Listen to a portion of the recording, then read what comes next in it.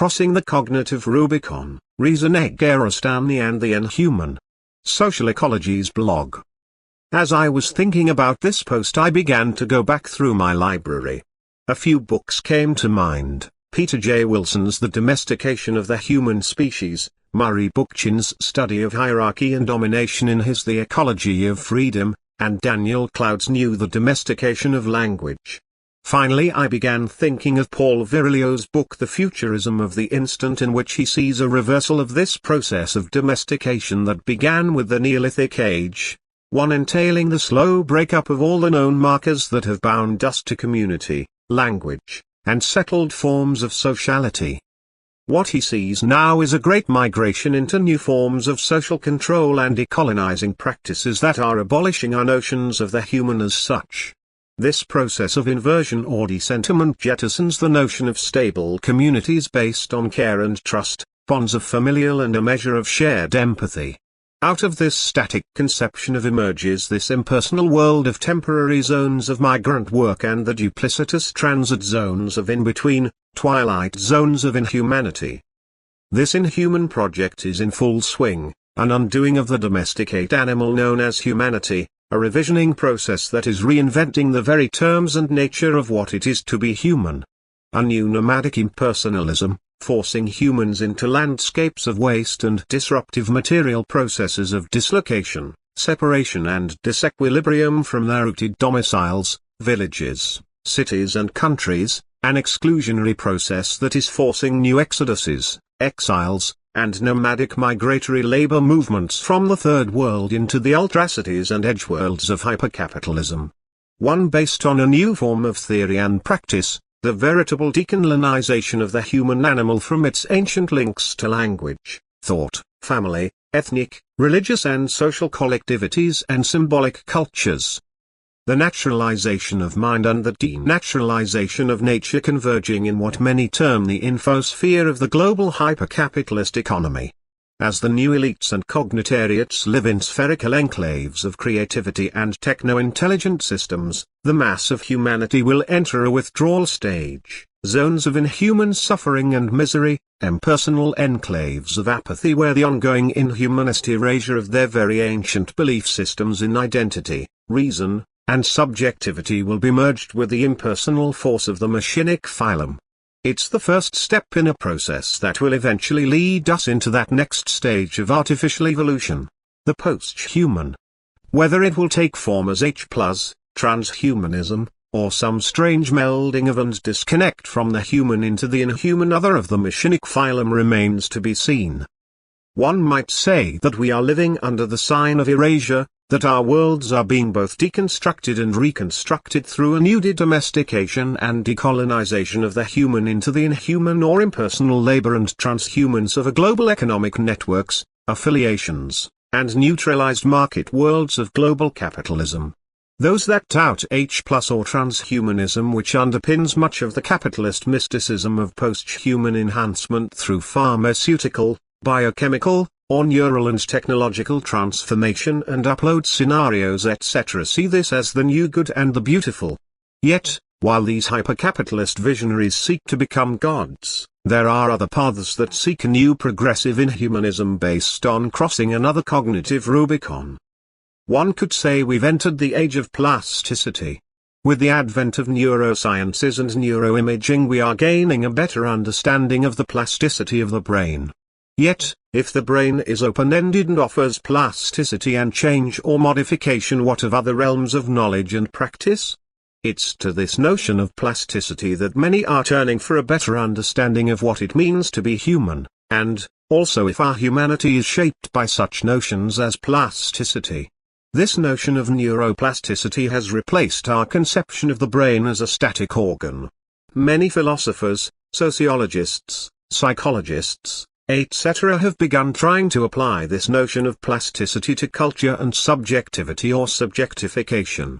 Catherine Malab in The Future of Hegel, Plasticity, Temporality and Dialectic tried to demonstrate the significance of the concept of plasticity, a capacity to receive form and a capacity to produce form, at key moments in Hegel's system, and thereby to demonstrate that this philosophy is significantly more flexible, and genuinely open to the future, than Heidegger and his intellectual descendants will allow.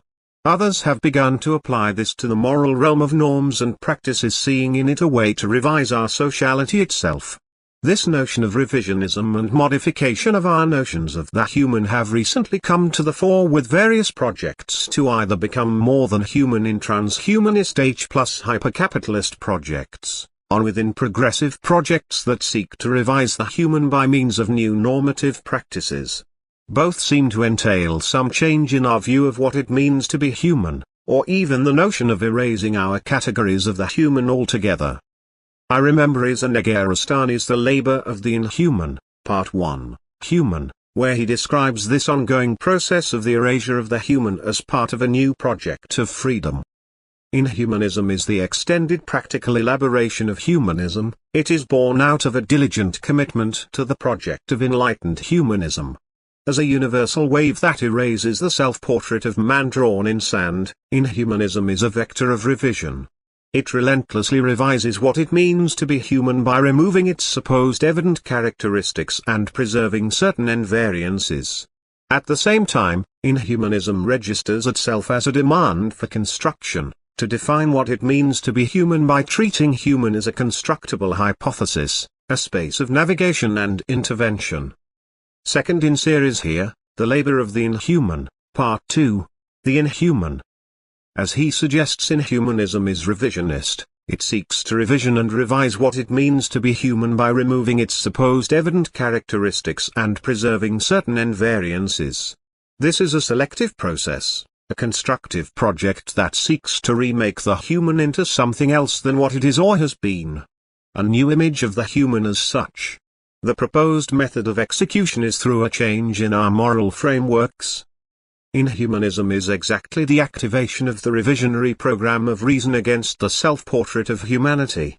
Once the structure and the function of commitment are genuinely understood, we see that a commitment works its way back from the future, from the collateral commitments of one's current commitment, like a corrosive revisionary acid that rushes backward in time.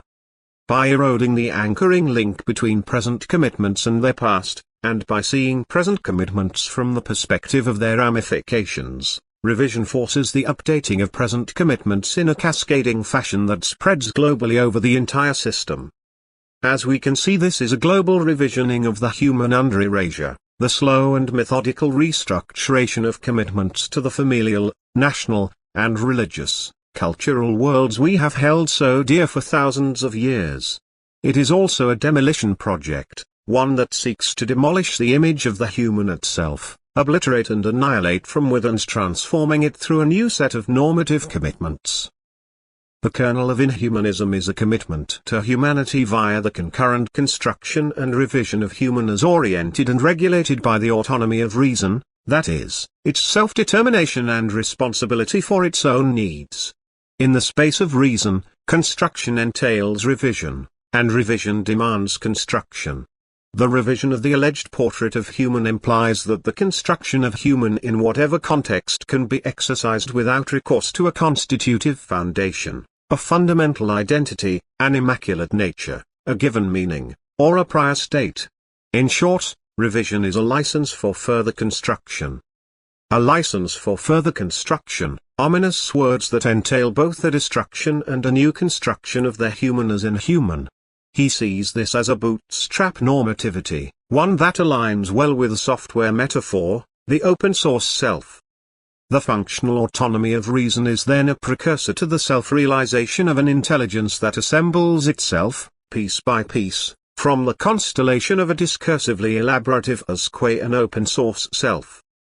Reading Negarestani's essays, one gets the feeling he has already entered that machinic phylum that Deleuze and Guattari spoke of in A Thousand Plateaus, p.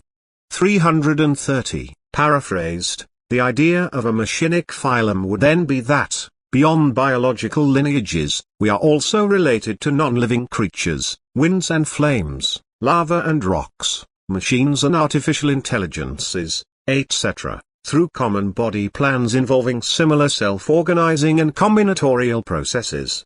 As if one and the same material phylum could be folded and stretched to yield all the different structures that inhabit our universe. Negarestani would align such a vision by entering and committing ourselves to autonomous processes of an artificial general intelligence. Automation of discursive practices, the pragmatic unbinding of artificial general intelligence and the triggering of new modes of collectivizing practices via linking to autonomous discursive practices, exemplifies the revisionary and constructive edge of reason as sharpened against the canonical self-portrait of human. What he seeks is a new augmented rationality, one that produces a generalized catastrophe for unupdated commitments to the human through the amplification of the revisionary and constructive dimensions of ought. If reason has a functional evolution of its own, cognitive contumacy against adaptation to the space of reason, the evolution of ought rather than the natural evolution of is, ends in cataclysm. This normative project of ought, of adapting us to new environments and dislocating us from our familial, tribal, national, religious and/or ethnic roots in age-old cultural frameworks, entails not the commitment of the people at large, but rather of the new elite and cognitariat who will oversee this project. One sees this in such statements as this: the updating of commitments is impossible without translating the revisionary and constructive dimensions of reason into systematic projects for the revision and construction of human through communal assessment and methodological collectivism. This notion of revision and constructivism, of communal assessment and methodological collectivism, is just a euphemistical way to hide the actual process of power and knowledge in the hands of a minority elite and their cognitariat who will implement such a program upon the masses of this new global world. As he knows well, this is a political project, not some fly-in-the-pan psychological mismatch. Any political project aimed at genuine change must understand and adapt to the logic of nested hierarchies that is the distinctive feature of complex systems. This is because change cannot be effected except through both structural modifications and functional transformations across different structural layers and functional levels. You see this slipping of nested hierarchies as distinctive of complex systems. Much like the use of artificial selection in the breeding of domesticated plants and animals for thousands of years, one can see that such a project as proposed under these jargon-filled words will promote a large, long-term, practical experiment in selective adaptation of humans by use of moral normative and other various approaches in the Inhuman project. Negarestani will liken it to an engineering project showing how the revisionary constructive loop always institutes engineering as re-engineering, a process of remodification, re-evaluation, reorientation and reconstitution. It is the cumulative effect of engineering, WIMSAT, that corresponds to the functional and structural accumulation of complex systems. He will even liken the figure of the engineer, as the agent of revision and construction, who is public enemy number one of the foundation, as that which limits the scope of change and impedes the prospects of a cumulative escape. One might imagine the alternative hackers developing culture viruses, new memes infiltrating the corporate mind and rewiring its goals in complex and unforeseen modes of self-destruction. A sort of free-fall initiative that brings the whole machine to a grinding halt.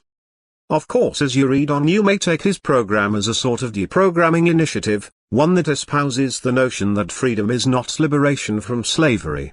It is the continuous unlearning of slavery. Ibid. His diagnosis is that the liberal humanist subject is unfree and is obsolete. Liberal freedom, be it a social enterprise or an intuitive idea of being free from normative constraints, that is freedom without purpose and designed action, is a freedom that does not translate into intelligence, and for this reason, it is retroactively obsolete. Ibid. The Inhuman project of freedom that he proposes is that we adapt to an autonomous conception of reason, one that shall require the updating of commitments according to the progressive self-actualization of reason, a struggle that will coincide with the revisionary and constructive project of freedom. So this will entail a new progressive model or design of the subject and subjectification process. But as he will suggest, this is only a first step. To go the whole way we must cross the cognitive Rubicon. Ibid. He will admit that in thinking such thoughts we may have already crossed this final frontier and are now under erasure of the human. Bracing for the semantic apocalypse of the human meaning while revising our way in a re-engineering project into the Inhuman. An experiment in freedom. Or the decolonization of the human project of enlightenment?